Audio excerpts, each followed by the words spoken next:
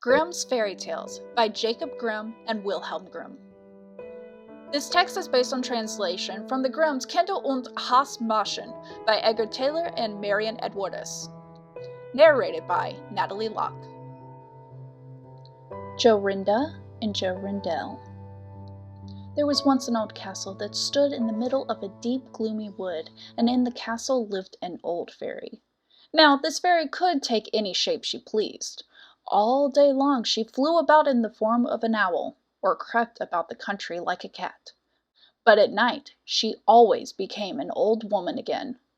When any young man came within 100 paces of her castle, he became quite fixed and could not move a step till she came and set him free, which she would not do till he had given her his word to never come there again. But when any pretty maiden came within the space, she was changed into a bird, and the fairy put her into a cage, and hung her up in a chamber in the castle. There were 700 of these cages hanging in the castle, and all with beautiful birds in them. Now there was once a maiden whose name was Jorinda. She was prettier than all the pretty girls that ever were seen before, and a shepherd lad, whose name was Jorindel, was very fond of her, and they were soon to be married. One day they went to walk in the wood. Then they might be alone. Jorindel said, "We must take care that we don't go near the fairy's castle."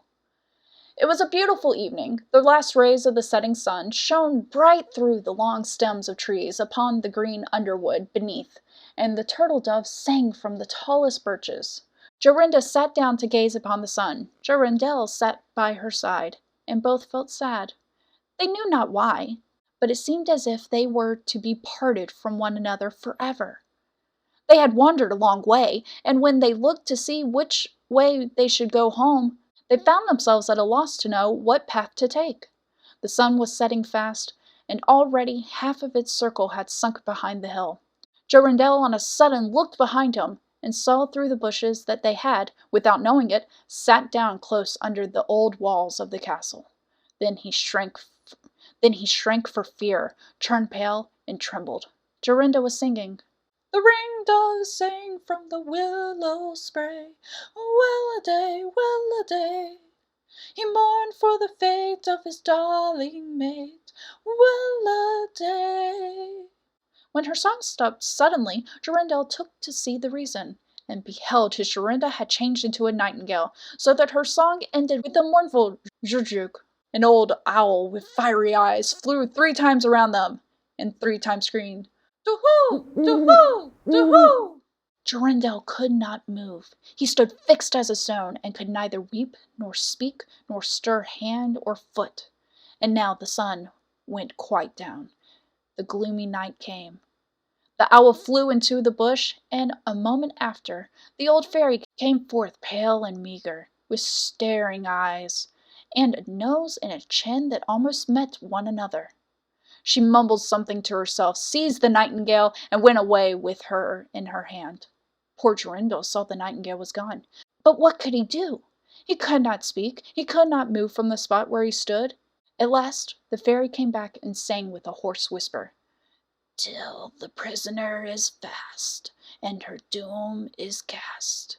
There, stay, oh stay, when the charm is around her, and when the spell has bound her, hie away, away." On a sudden Jorinda found himself free. He had fell to his knees before the fairy and prayed her to give him back his dear Jorinda, but she laughed at him and said he should never see her again. Then she went her way. He prayed, he wept, he sorrowed, but all in vain. "Alas," he said, "what will become of me?" He could not go back to his own home.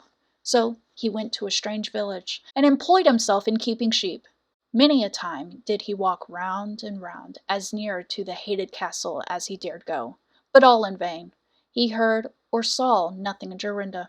At last he dreamt one night that he found a beautiful purple flower, and that in the middle of it lay a costly pearl. And he dreamt that he plucked the flower, and went with it in his hand to the castle, and that everything he touched with it was disenchanted, and there he found his Jorinda again. In the morning, when he awoke, he began to search over hill and dale for this pretty flower, and 8 long days he sought for it in vain. But on the 9th day, early in the morning, he found the beautiful purple flower, and in the middle of it was a large dewdrop, as big as a costly pearl. Then he plucked the flower and set out and travelled day and night till he came again to the castle.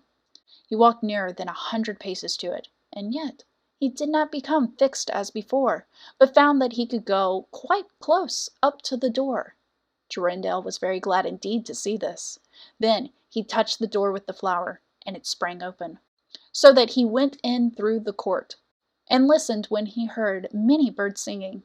At last he came to the chamber where the fairy sat, with 700 birds singing in the 700 cages.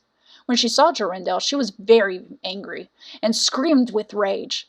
But she could not come within 2 yards of him, for the flower he held in his hand was his safeguard. He looked around at the birds, but alas, there were many, many nightingales, and how then should he find out which one is his Jorinda?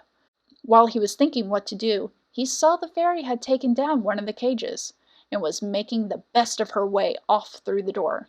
He ran, or flew, after her, touched the cage with the flower, and Jorinda stood before him, and threw her arms around his neck, looking as beautiful as ever, as beautiful as when they walked together in the wood.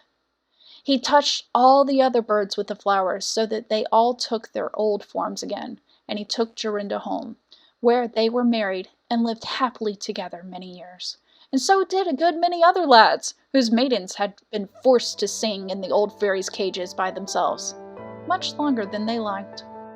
I hope you enjoyed this reading of Jorinda and Jorindel, and I hope you enjoy listening to all the other stories as they air every single Friday.